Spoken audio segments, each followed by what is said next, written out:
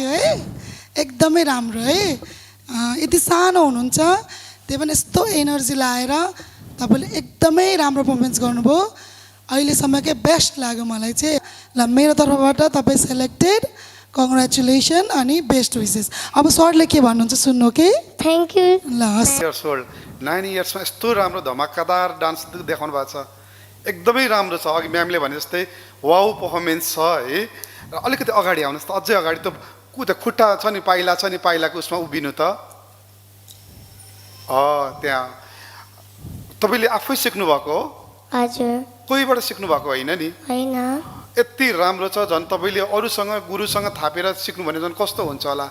राम्रो छ एकदमै राम्रो पर्फर्मेन्स छ है